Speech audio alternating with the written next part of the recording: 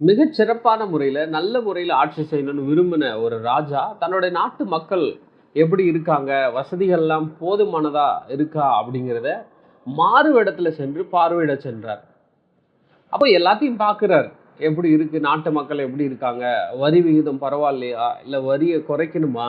மக்கள் கஷ்டப்படுறாங்களா? எந்தெந்த துறையில முன்னேற்றம் வேணும்? இது எல்லாத்தையும் அந்த ராஜா ஆராய்ஞ்சு பார்க்கிறாரு. இந்த மாறுவேடத்துல போகும்போது அவரு எந்த செருப்பும் இல்லாம ஒரு நாடோடி போல அவரு போகும்போது, அவருடைய கால்கள்ல ஒரு சில பாதிப்புகள் அதனால வந்துடுது. மறாவது நாள் அமைச்சரவைய கூட்டி, எல்லா அமைச்சர்களுக்கு முன்னாடி இந்த ரிப்போர்ட் எல்லாம் வந்து கொடுக்கிறார். இந்தந்த துறைகள்ல முன்னேற்றம் வேணும். இது இது இப்படி இருக்கு. சாலைகள் ரொம்ப சீரமைக்கப்படணும். சாலைகள் சரியில்ல.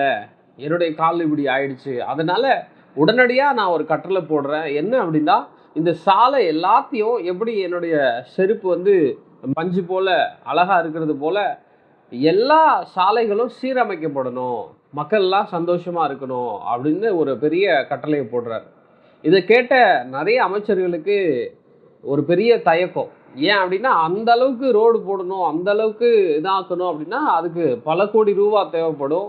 பல மாடுகளுடைய உயிர், பல விலங்கினங்களோட உயிர், பல உழைப்பு அதுல ரொம்ப பெருசு. ஸோ, எத்தனையோ உயிர்கள் போவும். இப்படிலாம் இருக்கிறத இப்படி எப்படி சொல்றது? என்ன ராஜா கிட்ட எப்படி புரிய வைக்கிறது? அப்படின்னு ஒரு பெரிய தயக்கத்தோட அந்த அமைச்சர்கள் அ தயங்கி இருக்கிறாங்க. அதுல ஒரு குறிப்பிட்ட அறிவாளி அமைச்சர் ஒருத்தரு, "ராஜா நீங்க கோச்சிக்கலன்னா, இன்னும் ஒரு சிறப்பான ஒரு ஆலோசனைய நான் சொல்றதுக்கு விரும்புறேன்." அப்படின்னு சொல்லி அவரு ஒரு ஆலோசனைய சொல்றார். உங்களுக்கு ஒரு செருப்பு இருக்கிறது போல, சிறப்பான முறையில முடியாதவங்களுக்கு நாம செருப்ப குடுத்துருவோம். முடிஞ்சவங்க அவங்க காசு குடுத்து வாங்கிக்கிட்டும். அப்படி நாம செய்யும்போது, எதிரி நாட்டினுடைய அந்த ஆபத்தும் நமக்கு குறையும். நாமளும் மிகச் சிறப்பான ஒரு முறையில பொருளாதாரத்த தக்க வச்சுக்கலாம் அப்படின்னு சொன்ன உடனே, இத கேட்ட அந்த ராஜாவுக்கு ரொம்ப சந்தோஷம். நல்ல ஆலோசனையா இருக்கு அப்படின்னு சொல்லி அந்த ராஜா அத எடுத்துக்கிறார்.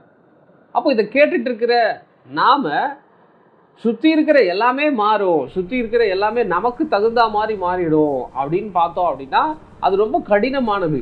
நம்மள மாத்திக்கிறது நம்ம கையில இருக்கு.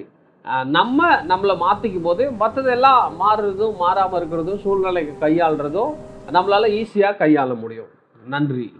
மிகச் சிறப்பான முறையில, நல்ல முறையில ஆட்சி செய்யணும்னு விரும்பின ஒரு ராஜா, தன்னுடைய நாட்டு மக்கள் எப்படி இருக்காங்க? வசதிகள்லாம் போதுமானதா இருக்கா? அப்படிங்கிறத மாறு வேடத்துல சென்று பார்வையிட சென்றார். அப்போ எல்லாத்தையும் பார்க்கிறார். எப்படி இருக்கு? நாட்டு மக்கள் எப்படி இருக்காங்க? வரி விகிதம் பரவாயில்லையா? இல்ல வரிய குறைக்கணுமா?